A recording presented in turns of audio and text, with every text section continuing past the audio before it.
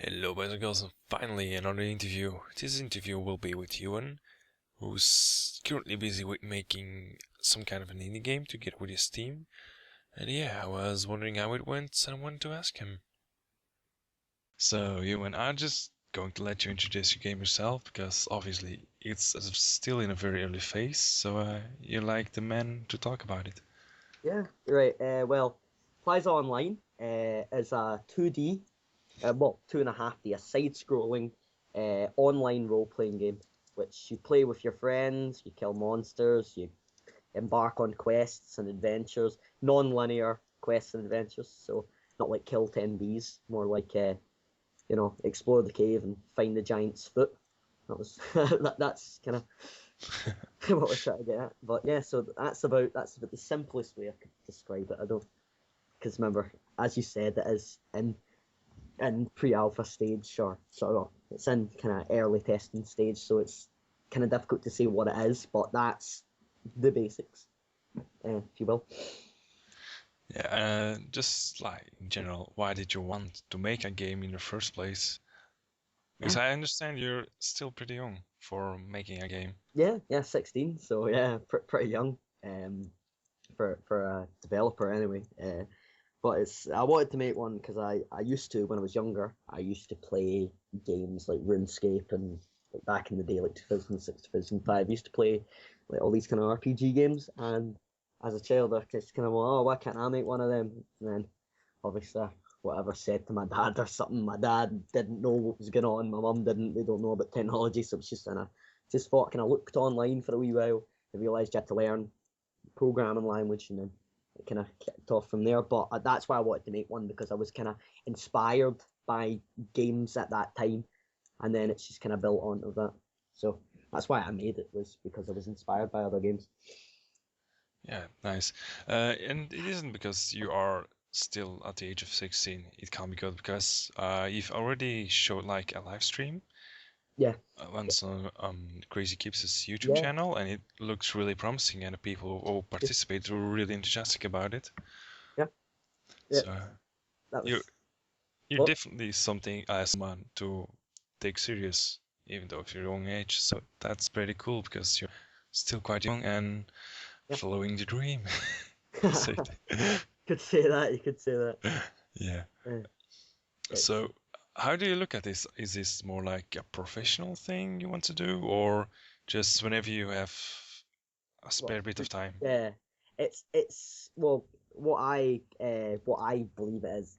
Well, at the start, and it still is at the moment, is a learning experience. I mean, whether the game sells or whether it does this or whether whatever model we decide to make it or whatever, when we get it out for them, say to do that. At the end of the day, I've learned a lot from my experience here, so that's good in that sense. I can't say whether I'd class myself as professional. I'd say it's pretty close the standard from what I've been told. Obviously, I don't believe the game, because people say that like artists don't think their own stuff is very good, but I think the same. And then people will tell me, "Oh, that's really good," and I'll be like, "Is it really?"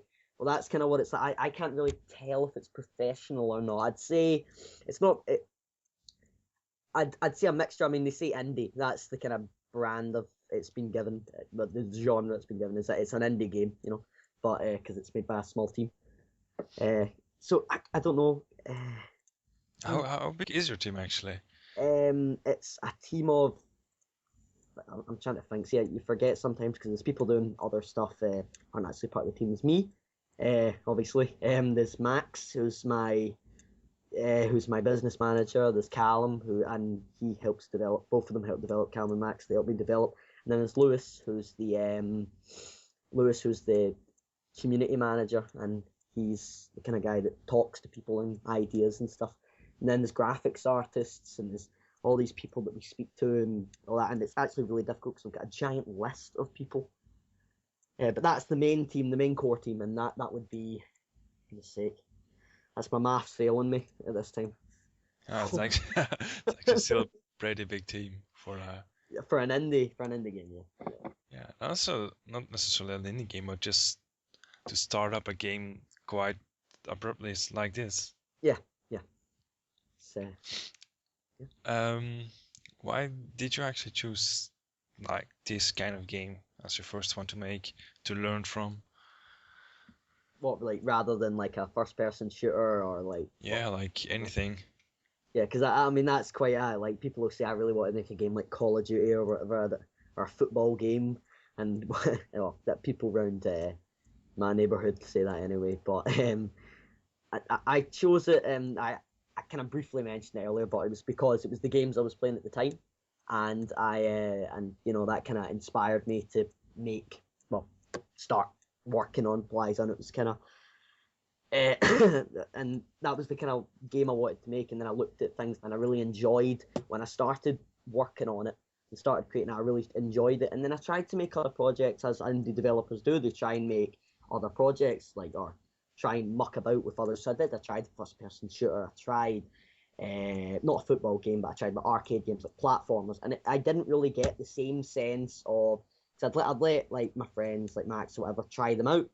They'd try it out, they'd muck about with it, and I didn't really get the same sense of pride or kind of accomplishment when I saw them playing a platformer or a first person shooter than when I did see them play Pliza and I saw them running about picking up items and gaining XP and all that, and that kind of made me felt good the fact that I was doing something like that.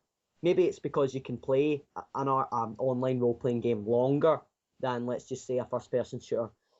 I don't know. I mean that's just me, or maybe it's just my friends, but that's why I chose the genre. Anyway, Okay. Yeah, nice. And what makes you think people actually take interest in your game? um, What's so special about it, you think? I think it's. I mean, there's a few things. I'd say the graphics is a biggie. Quite a lot of people love the graphics or love the kind of Yeah, I love the graphics yeah because it reminds me of my old Game Boy. yeah yeah. I've actually heard that said quite a few times. I mean, even members of the team say like they've played games. Like Max says he's played Pokemon, and he really liked Pokemon as a kid. And the graphics, they don't look like Pokemon, but it's the kind of like side scrolling, like moving up and down the map, and that's what it's like. And he says it, and it reminds him of Pokemon, like all the colors and stuff. He says that's what it reminds him of. I've heard people saying that and bringing back memories. Like I think early, like someone said something like Zelda and that and Game Boys and stuff. People have mentioned retro games, so that's definitely a market.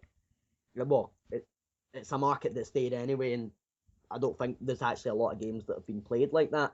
And I think that's another reason why people will go and get the game, because it's one of the few games that have actually used this type of 2D side-scrolling role-playing game. Very few games that I'm aware of. I mean, I don't know if there's any other small indie projects like myself starting up, but big ones there isn't any.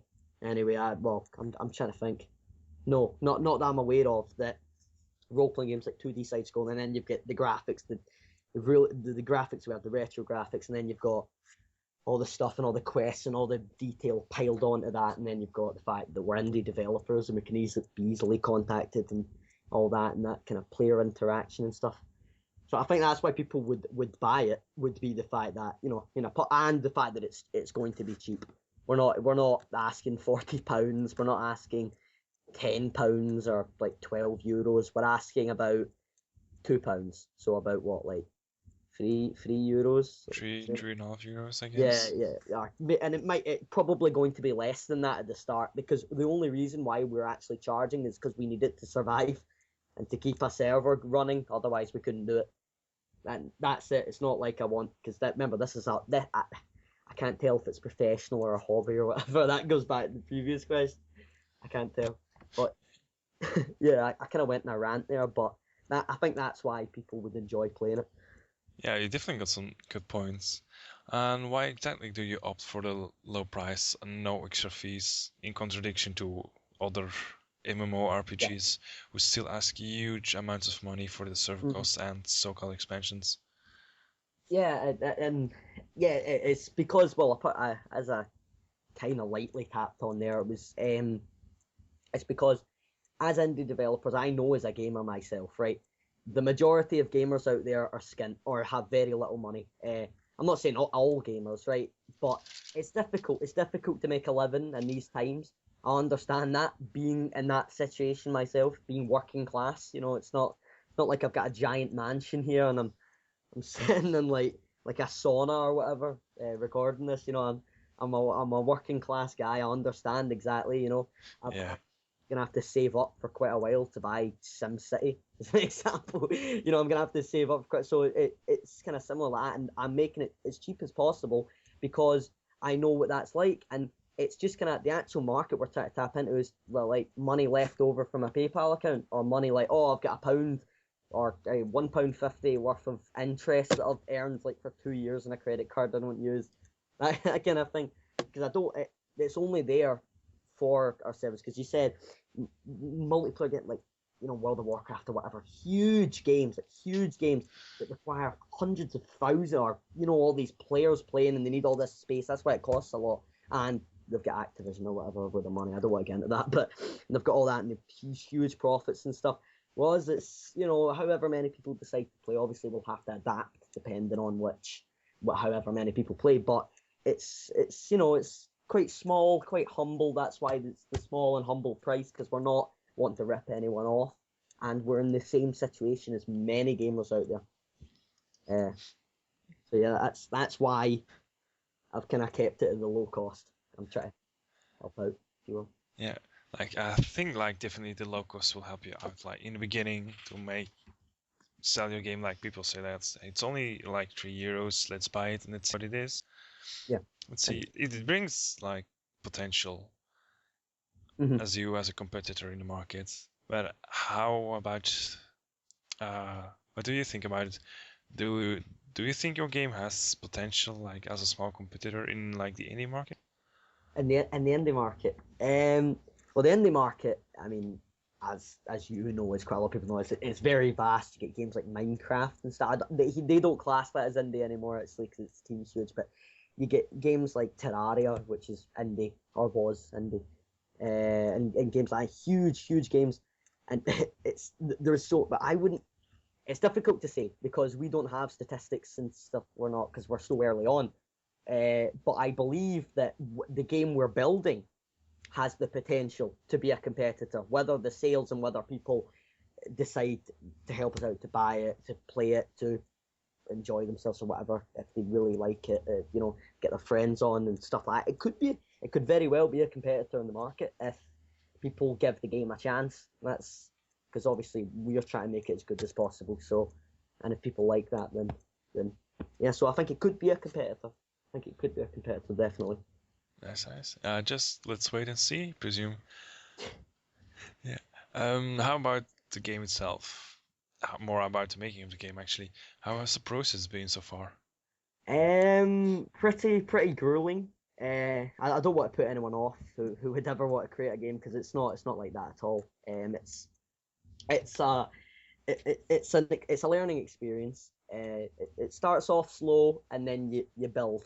That's what happens. But I think over the past couple of months, say development started speeding up, and as more people have shown an interest, because obviously the more people that show an interest, the more we are inclined to kind of you know like push on with stuff, because we think, oh, there's people who really want to see this get done.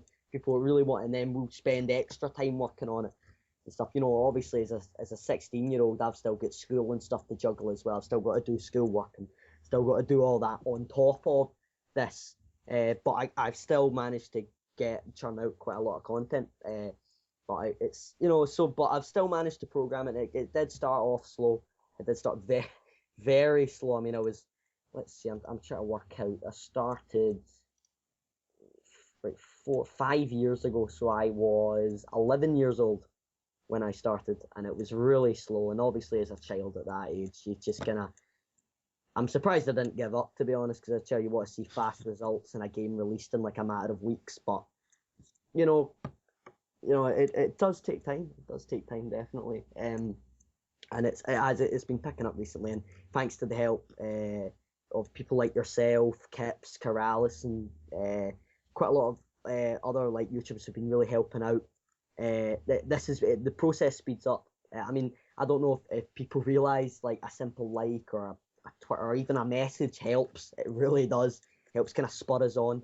And any developer anywhere will tell you that. They will. A message and stuff goes a long way.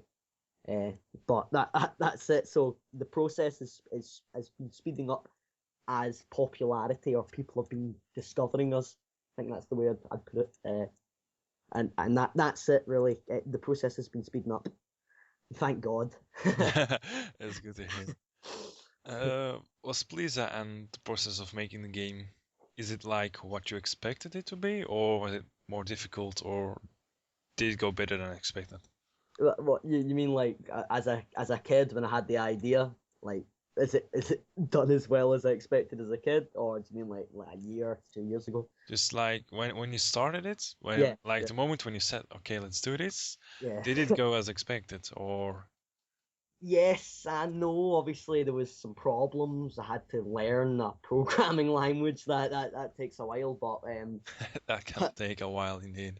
yeah, but it was but yeah, it was it's I obviously expected to make it sooner. You know, as a child, as I said before, you expect to make it sooner, but it's never that easy. And you know, but it's been building, it's building on, and now it's at this position. But I think now is what I would have, like as an 11-year-old. I expected to make what I've made now, and like when I was like 13, I expected to have made this amazing game with all this stuff and all that. But now it's yes, I'd say so. Actually, I'd say it is what I'd expect now because it's kind of reaching that point when we can just start really building on content. Because all the programming's finished now, so there's no really more programming apart from bugs. We need to fix bugs, but apart from that, all the programming and all these features that we've added, that's all done because that was the stuff that was taking ages or taking a really long time. So now we can concentrate on adding maps and items and stuff, which is what was lacking. So that's good. Nice. So I guess we can expecting to see some more screenshots in the near future. Yeah, yeah. It's our the screenshots. This is also kind of an apology because obviously I'll be posting this in my Facebook as well. There's it's an apology to other people who've liked the Facebook page or whatever. There has been a sincere lack of content from me, and this what I've said earlier was because of the fact that I've been programming a lot on it, and there's not really much I can show. You know, I can't like take pictures of code and say this is what I've done today. So, but there'll be a lot more definitely, and there is a huge future, obviously, a huge future ahead of Pliza, and it's looking good. It's looking good. I can't. I wish I could say a release date. Oh, I'll say summer. Oh, there we go. That was hard. I'll say summertime. Uh, so that's June, July, no May, June. See now I'm not even. I can't even remember my seasons. June, July, and August. No, July, August, September. There we go. Take a breath and take a moment, do some yoga or something. Right, yeah. So that's the future. That's the future, and that's the release date. Yeah, and any further future plans for Pliza? Or don't you know yet? Uh, we're working with some third parties to help progress the game, financially, money wise, and some other ways. I can't disclose it, although it will be revealed in a couple of months. I know that's a long time, but it's been going on for about a year and a half. So what you will see at the end of this tunnel, if you will, or what you will see this year is the biggest announcement that I've ever made. Unfortunately, I can't announce it here. I wish I could. I mean, I've been dying to announce it for months, but I can't. But I'm being pretty cryptic here. I'm not saying a lot. There's something big happening this month or not this month. Sorry, this year. And obviously more content, more stuff. The game July or whatever rough summertime to be released or pushed into beta stage. Actually, I mean it won't be released roughly in that time. It'll be a beta, of course, because we've not had a beta yet. And obviously we don't want to release a buggy game. And then the beta will be free. I have to mention that. Yeah. But that's future. Yeah, like just imagine some mod games like if Please Out the game goes well, will you take the experience from Pliza and start a new project, or will you say, I've done this, I've accomplished it, and it's been enough? Um, if when the game is released and finished, I will, provided there's demand or if there's enough players signed up, I will continue to work on Pliza.